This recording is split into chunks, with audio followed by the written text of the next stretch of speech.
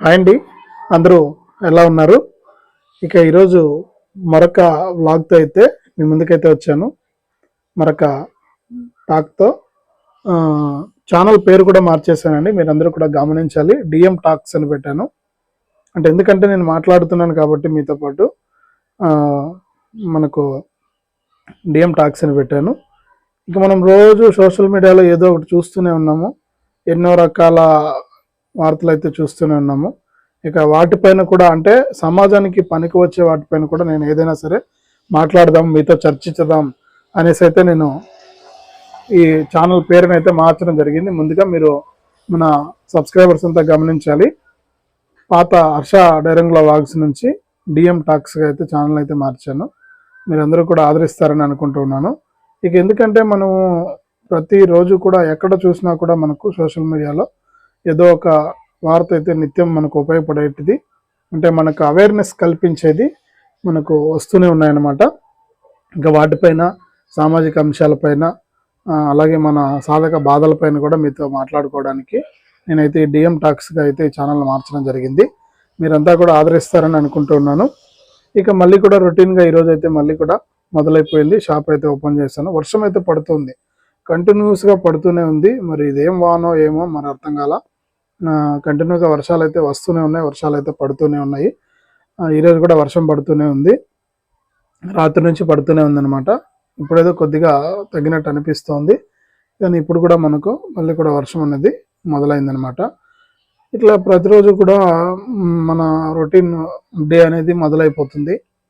ఇక వ్యాపారం చూస్తే కొద్దిగా అప్పు కొద్ది డౌను అట్లుందనమాట. అంటే కంటిన్యూస్గా కాకుండా అలా ఇలా జరుగుతూ ఉంది. ఎలా ఉన్నా మనం చెప్పాను ముందు కూడా, ఎలా ఉన్నా మనం వెళ్ళాల్సిందే, మధ్యలో రాలేం కదా. ఇప్పుడు సముద్రం మధ్యలోకి వెళ్ళిపోయి ఎటు రాలేక ఇబ్బంది పడే పరిస్థితులు అయితే ఉన్నాను అనమాట నేను. కానీ ఏంటంటే కొంతమందికి నేను ఈ పని చేసుకునేది కూడా ఇష్టం లేదు. మరి అది ఎందుకో ఏమో, నేను ఏమన్నా ఏం చేశానో ఏమో వాళ్ళకి అర్థం కావట్లేదు. కానీ దీనికి కూడా కుట్రే, దీనికి కూడా ఇదే మనసు ఓపెన్తనం. ఎందుకట్లా చెప్పండి? నేనేదో పని చేసుకోలేను, నేనేదో చిన్న షాప్ పెట్టుకొని ఏదో చేసుకుంటా అంటే దానిపైన కూడా మనుషులకు నచ్చకపోతే ఏం చేయాలి చెప్పండి? దీంట్లో ఏమన్నా కోట్లు లక్షలు వచ్చేస్తాయి? రాదు కదా. ఏదో మనం ప్రతిరోజు మనకు ఉండడానికి, చేసుకోవడానికి, తినడానికి ఉంటే చాలనే ఉద్దేశంతో నేను ఈ షాప్ అయితే పెట్టుకున్నాను. అలాగే యూట్యూబ్ కూడా చేస్తున్నాను అనమాట. దీంతోపాటు ఏదో యూట్యూబ్లో కూడా అందరినీ ఆదరిస్తున్నారు, మాకు కూడా ఏదైనా అవకాశం ఇస్తే దేవుడు కానీ మీరు కానీ ఏదో మనకు యూట్యూబ్ నుంచి కూడా డబ్బులు వస్తాయనే ఉద్దేశంతోనే నేను మొదలు పెట్టానండి. ఎవరైనా అంతేనండి, యూట్యూబ్ ఏం ఫ్యాషన్ కోసం చేయరు. యూట్యూబ్ స్టార్ట్ చేసేది డబ్బులు వస్తాయని స్టార్ట్ చేస్తారు. చాలామంది చెప్తూ ఉంటారు, మనకు చూస్తుంటాం మనం యూట్యూబ్లో కూడా, నాకు ఎన్ని లక్షలు వచ్చేసినాయి, అన్ని లక్షలు వచ్చాయి. లక్షలు వస్తాయో రాదు అనేది నిజం కాదు, నిజమో అవునో కాదు తెలియదు, కానీ తినడానికి వస్తే చాలు 3 పూటలకి. ఇది కూడా కష్టమైన పనే కదండి. ప్రతిరోజు వీడియోస్ చేయాలి, దాన్ని ఎడిటింగ్ చేసుకోవాలి, దాన్ని అప్లోడ్ చేయాలి. ఇది కూడా చాలా కథ. అసలు దీంట్లో సక్సెస్ అవ్వాలి. మన వీడియోస్ చేస్తుంటే మనకు 100 మంది 200 మంది తప్ప ఎక్కువ మంది చూడట్లేదు, రీచ్ లేదు. అయినా కూడా ఏం ఇబ్బంది లేదు, మనకు రీచ్ ఉన్నా లేకపోయినా కూడా మనం ముందుకు వెళ్ళాల్సిందే. ఇలా మనకు అనేక విధాలుగా మనము ఇబ్బంది పడుతూ ఉన్నాము. అన్నీ కూడా ప్రస్తుతానికైతే అన్సక్సెస్ఫుల్గానే ఉన్నాయి, సక్సెస్ఫుల్గా ఏది లేదు. అన్నీ కూడా అన్సక్సెస్ఫుల్గా. వ్యాపారం పెట్టినట్లే ఉంది, కనీసం అంటే యూట్యూబ్ స్టార్ట్ చేసినట్లే ఉంది, అన్నీ అట్లే ఉన్నాయి. మరి ఏం చేద్దాం, ఏం చేయలేము. చూద్దాం ఏం జరుగుతుందో. మన చేతిలో ఏముంది, అంతా మీ చేతుల్లోనే ఉంది. సబ్స్క్రైబర్లే దేవుళ్ళు అనమాట. అంటే అన్నం పెట్టేవాడే కదండి దేవుడు. కాబట్టి మీరే నా దేవుళ్ళు అనుకోవాలి. నేను ప్రతిరోజు కూడా మీతో మాట్లాడాలని డిసైడ్ అయిపోయానండి. ఏదో ఒక అంశం మీద, ఏదో ఒక టాపిక్ మీద అయితే మన వీడియోస్ అయితే ఉంటాయి. కానీ మీరు చేసే పనిలో, ఎందుకంటే మనం చేసే పని నిజాయితీగా చేయాలి. నిజాయితీని నమ్ముకొని నిజంగా మనం కనుక కష్టపడితే నిజంగా ఫలితం ఉంటుందని నా ఆలోచన. కాబట్టి మనం చేసే పనిలో నిజాయితీగా ఉందాం. మీరు కూడా మీరు చేసే ఉద్యోగంలో కానీ, మీరు చేసే దాంట్లో కానీ నిజాయితీగా ఉండండి. మనకు వచ్చే దాంట్లో 10 మందికి ఏదో మనకు తోచినంత, మనం బ్రతకడమే కష్టంగా ఉంది ఈ కాలంలో, మరొకరికి ఏం సాయం చేస్తాంలేండి. మనము అంతా కూడా మధ్యతరగతి వాళ్ళం, మిడిల్ క్లాస్ వాళ్ళము. మనకు ప్రతిరోజు కష్టపడాలి, తినాలన్నమాట.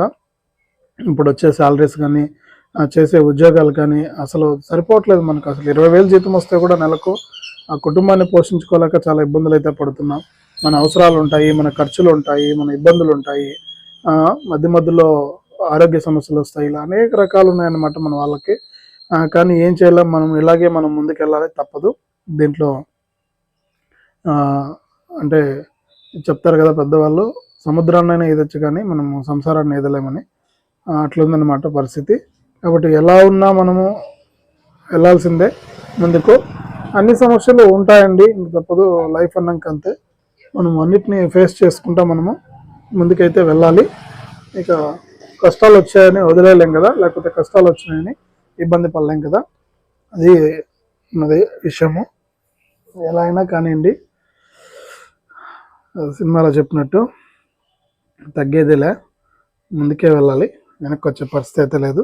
అందరూ ఇలా మోటివ్గా పాజిటివ్గా ఉండాలండి. ఫస్ట్ నేను చెప్పేది ఏంటంటే, ఏదో మనకి ఈరోజు కష్టం వచ్చేసింది కదా, మనం భయపడిపోయి వెనక్కి వెళ్ళిపోయే పరిస్థితి అయితే ఉన్నప్పుడు ప్రతి విషయాన్ని కూడా పాజిటివ్గా తీసుకోండి. ప్రతి విషయాన్ని కూడా మనము స్పోర్టివ్గా తీసుకోవాలి, పాజిటివ్గా తీసుకోవాలి. ఇది ఏం చేస్తుందో మనల్ని అనేసి ఉద్దేశంలో వెళ్ళాలి. చిన్న చిన్న విషయాలకు భయపడిపోవడము, లేకపోతే కొంతమంది మనం చూస్తున్నాము సోషల్ మీడియాలో కూడా ఈ యాప్ లోన్లు అంటే ఇవి అవి తీసుకుని ఇబ్బంది పడుతూ ఉంటారు పాపము. వాటికంతా మీరు భయపడాల్సిన పని లేదండి. ఎందుకంటే తీసుకున్నది నిజము, కడతాము. దానికి వాళ్ళు ఏదో బ్లాక్మెయిల్ చేస్తున్నారని లేకపోతే ఇంకోటి చేస్తున్నారని మనము మన ప్రాణాలను పణంగా పెట్టలేం కదా.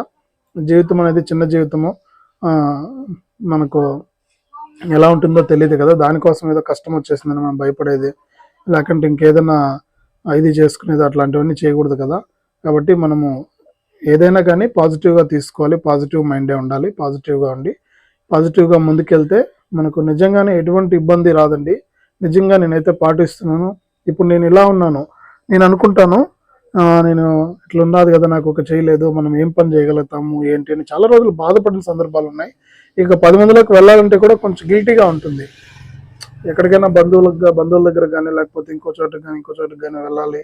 మనం ఏదైనా అసలు పని అడగాలంటే కూడా మనకు కొంచెం, నాకు చాలా గిల్టీగా, చాలా బాధగా అనిపిస్తుంది. ఎందుకంటే మనకు చేయలేదు, ఎవరేమనుకుంటారో ఏమో అనేసి చాలా బాధపడతాను.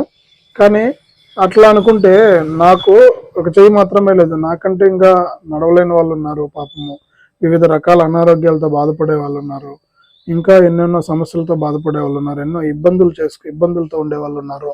వాళ్ళందరి ముందు తల్లిదండ్రులు లేని పిల్లలు ఉన్నారు. వాళ్ళందరి ముందర నాదెంత చెప్పండి, ఇది చిన్న లోపమే. అట్లా అనుకోని నేను స్పోర్టివ్గా అంటే పాజిటివ్గా ముందుకెళ్తాను. అంతే కదండి, నిజమా కాదా చెప్పండి. దీన్నే పెద్ద సమస్య అనుకొని, ఇదేదో పెద్ద గండం అనుకొని మనం బాధపడుతూ కూర్చుంటే మన పనులు జరగవు కదా. కనీసం అంటే నేను ఈ హ్యాండ్తో రాసేవాడిని ముందుగా. ఇక నేను చదువుకున్న చదువు వేస్ట్ అయిపోకూడదనే ఉద్దేశంతో ఈ చేత్తో ఒక 6 నెలల పాటు కూడా కష్టపడి నేను రైటింగ్ నేర్చుకున్నాను. కానీ ఎడ్యుకేషన్ అనేది చేసుకోలేకపోయానండి. ఉన్నటువంటి సమస్యల వల్ల, ఆర్థిక సమస్యల వల్ల, ఆర్థిక ఇబ్బందుల వల్ల, లేకపోతే మా ఫాదర్ చనిపోవడం వల్ల, ఇట్లా అనేక రకాల ప్రాబ్లమ్స్ వల్ల ఏంటంటే నేను చదువును కొనసాగించలేకపోయాను. ఇప్పుడు చదువుకుందామంటే కూడా మనకు ఫ్యామిలీ ఉంది, ఇప్పుడు పిల్లలు ఉన్నారు, మనం చదువుకోలేము. కాబట్టి ప్రస్తుతానికి ఏంటంటే మనం చదువును కూడా నేను ఇంటర్ వరకు మాత్రమే కంప్లీట్ చేస్తాను. డిగ్రీ చదవలేకపోయాను. దానివల్ల నేను ఏ ఉద్యోగానికి వెళ్ళాలన్నా కూడా మనకు డిగ్రీ ఉండాలి. కాబట్టి డిగ్రీ లేక ఇబ్బంది పడుతూ ఉన్నాను. ఇక ఓపెన్లో రాద్దామంటే కూడా ఎందుకో మరి నేను రాయలేకపోయాను. ఇన్ని రోజులు కూడా టైం అయితే వేస్ట్ అయిపోయింది. ఇక ఇప్పుడు రాద్దామంటే కూడా ఇప్పుడు మనం కంప్లీట్ చేసే లోపు ఒక 5 సంవత్సరాలు అయిపోతాయి. తర్వాత మనకు ఏజ్ ఎక్కువ అయిపోతుంది. ఆ ఏజ్లో మనము ఉద్యోగానికి వెళ్ళడం కరెక్టో కాదో అని నాకు ఆ ఉద్దేశంతో నేను ఇంతవరకు కూడా ఆగిపోయాను అనిపిస్తుంది. కానీ ఏం చేద్దాం, ఏ వయసులో అప్పుడప్పుడు ఆ వయసులోనే చేయాలంటారు కదా పెద్దోళ్ళు. మనకు అట్లా ఏ వయసులోది మనము ఆ వయసులోనే చేయాలి. మళ్ళీ చేద్దాంలే అనుకుంటే ఇట్లే ఉంటుందన్నమాట. కాబట్టి చదువు కూడా చాలా ఇంపార్టెంట్ అండి. మనకు జాబ్ కోసమనే కాదు చదువుకోవడం, ఒక జ్ఞానం కోసమైనా మనం చదువుకోవాలి, ఒక తెలివి కోసమైనా మనం చదువుకోవాలి. ఎందుకంటే మనల్ని మనము ఎటువంటి మోసాల నుంచి